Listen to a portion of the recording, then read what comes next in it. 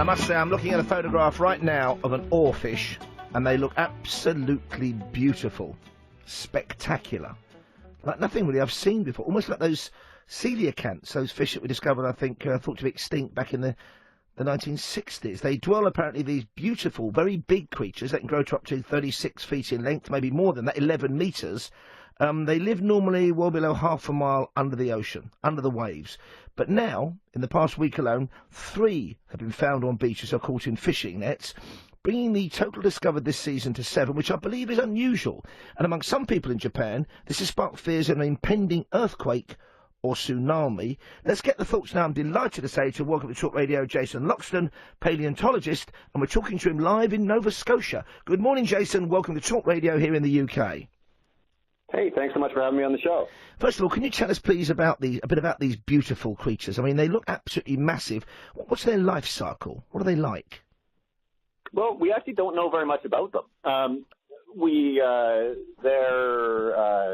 they're really small, they live in the surface waters, and so they're easy to collect. But they live most of their life, as you already mentioned, at about 200 to 1,000 meters of depth, and so it's actually very rare that we ever actually get to see them. Pretty much the only time we've ever seen them is when they're on the surface and they're dying, and that's obviously not a good representation of what they're like in real life.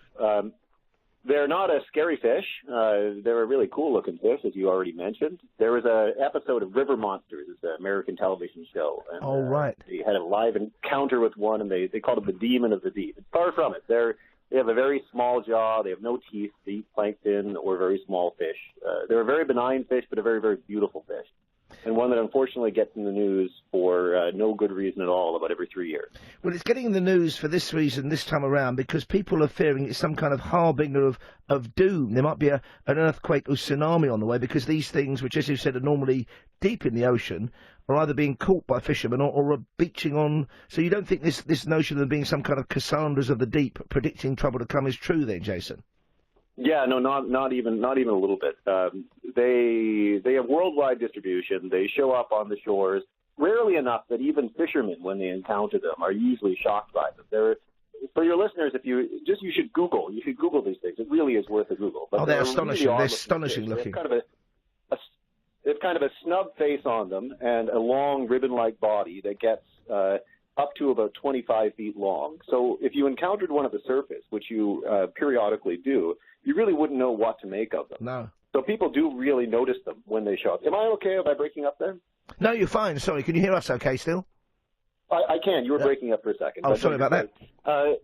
So they're very odd, and so when they show up, people make note of them. But they do, in fact, show up periodically all around the world. They've got a global distribution, and they show up with essentially zero correlation with earthquakes. I mean, there's no physical mechanism to explain how they would be somehow affected by an earthquake, but they just don't correlate particularly well. As far as I can tell, it's mostly just a media phenomena that every few years the news media decides they want to sell papers, and and they promote it, and that's about it. So if you look, for example, in 2017, there was 2 of them washed up in the Philippines, and a day or 2 later there was an earthquake. It's true. But the Philippines has earthquakes almost once a week. Sure. And the earthquake was 800 miles away from where the fish showed up. So, I mean, you can call that a connection if you want, but that's a pretty brutal correlation. There in 2013, there was a few of them washed up in California, and there were absolutely no earthquakes at all.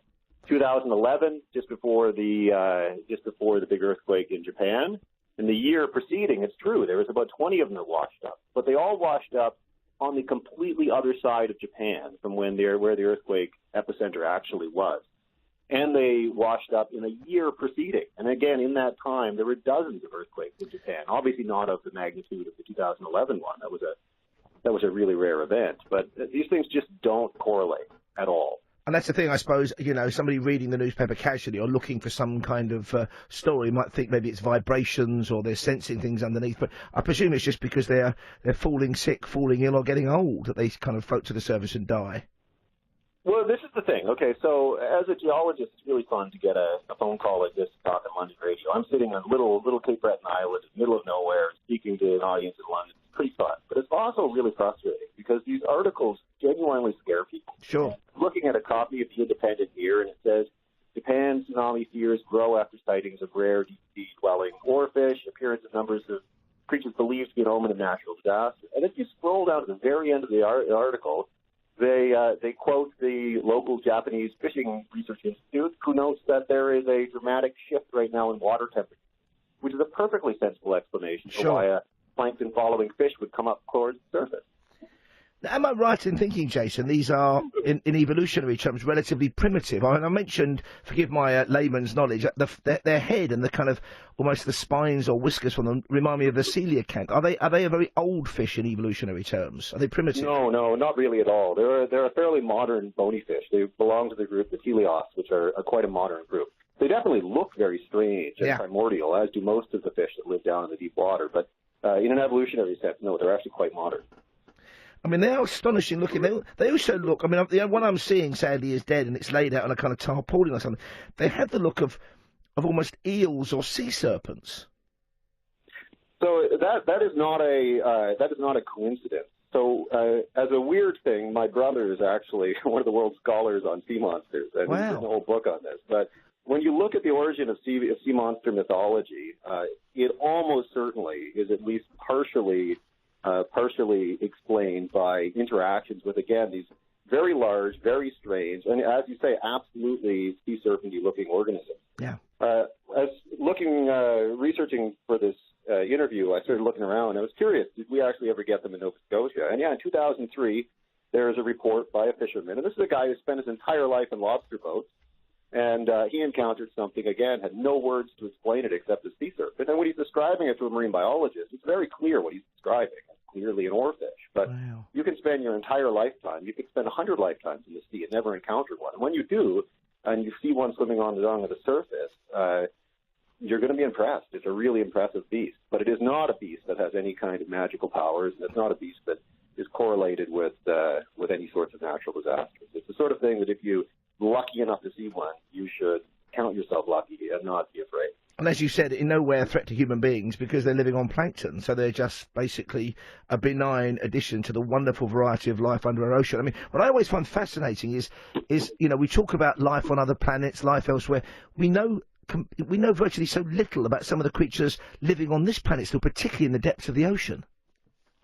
Yeah, it's remarkable. I mean, the ocean is a really big place. I mean, that sounds like a trite thing to say, but when you actually start looking at the size of it, just for fun, I decided to measure with Google Maps what actually is the distance between California and Japan. It's 8,000 kilometers. Wow. And the average depth of the ocean in between is about 5 kilometers. I'm not sure if you guys are working in miles or kilometers. That's about 3 miles, something like that, and something roughly 5,000 miles in between. I mean, that's the area we're talking about. And we really do, in many ways, know less about it than we do about the surface of the moon.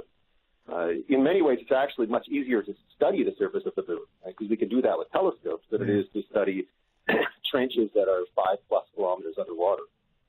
I mean, that is a terrifying thing as well, but, the potential for what's down there, as far as, even things that, in the past we might have excluded. I mean, I mentioned the coelacanth again, because I think I'm right in saying for years it was thought that was extinct, and suddenly, bang, up one popped. Yeah, no, absolutely. I was lucky enough to work at a little museum, and they had one, a fossil one, about 100 million years old, that Canadian Customs had grabbed from an illegal smuggler. They're an absolutely amazing animal. They're in Indonesia as well now, off the coast of Africa, and populations in Indonesia as well were found. Another one just recently. Now, you mentioned your brother, who we're going to try and get on the show now. I think I'm going to try and get out of his book and get him on the show one week. But where did your fascination for this come from, Jason? When did you know this is what you wanted to do with your life and your brains? Oh, the paleontology thing is, I don't know, you got bit by a bug. I was actually a philosopher for a long time. I spent a long time wandering through university. I worked up north in BC in Canada, and you could make enough money that you could just play around in the summer, and so I did that, and then eventually at some point I just got bit by a paleontological bug and stuck with it. But the kind of debunking thing is something that I've also been doing for a while, and the reason for that is that people get scared, and there are things in nature that you really should be scared of, and often we are not as afraid of the things we should be scared of. The fear of climate change, global warming, for example, is something we ought to be a lot more concerned about than we are. Sure. Paleontology studies the effect of climate change in really deep history, and it's caused all of the world's large mass extinction events. So we don't get as worried about those sorts of things, or even things like landslides locally or water contamination. But instead, we get worked up about, the Yellowstone caldera or harbinger fish of death. Our sense of but really, you're right. Distressing as a geologist, right? Because the fear is genuine. Watching people get worked up about about these end of the world kind of apocalyptic things that are supposed to happen. 2000. Which one was it? 2010 or 2012? I think it was. 2012. Yeah. Oh, the planets were going to get into alignment and everything. People were genuinely afraid. I actually know somebody who sold their home and all their belongings because of conspiracy websites. And as a scientist, it's deeply saddening to see that kind of stuff, and especially the complicity of the media in promoting these stories. Instead of promoting the great story of the oarfish, I mean, that's a cool story in itself. Yeah. They're rare enough that every time one pops up, it should be in the news. And it's almost entered our... this amazing work of nature. And you could almost say it's in like our collective unconscious because of encounters when people have said, what the heck is that? There must be sea monsters down there. There must be sea serpents. Do you think that we focus on this kind of thing maybe because it allows us to abdicate our own responsibility for things like climate change? We can say, oh, look, here comes the oarfish and they're indicators of this earthquake. And that's a kind of... We link those in our minds as divorced from the consequences of our own action as a species on this planet. No, to some degree, maybe. I mean, the human beings tend to link together odd things. I mean, that's a survival instinct that got us through a lot of years of evolution. If something happens and then the buffalo are in a certain spot, it's really important to remember that. So we see spurious correlations all the time, and in this case, it's seeing a very odd fish wash up, and then at some point later on, there's a devastating event. It's very easy to draw a line, but when you actually start to step back and ask statistically, is there any meaning here? Then there's not. So I think that's part of it. It's just we have a tendency to connect very odd events. Why we don't get afraid about things that have a lot more immediacy, I don't know. I think that's a separate thing. I'm honestly baffled. I don't really know. Jason, you've been an absolutely fantastic guest. I hope we get to talk again. Finally, on a more mundane level, what's the weather like at the moment in Nova Scotia? We've had a bit of a cold burst over here. It got down as low as -8 over here. How cold is it for you at the moment? Yeah. We're actually doing pretty good right now. We were down about -12, something like that, yesterday, day before. I think it's +2 right now, which is a nice break. Jason, fantastic to talk to you. We hope to get your brother on the programme one morning. Jason Loxton there, paleontologist, talking to me live from Nova Scotia about the oarfish. Nothing to see here, nothing to feel, although I'd love to see one in the wild. Seriously, folks, Google them. Take a look on your search engine. Oarfish, O-A-R-F-I-S-H.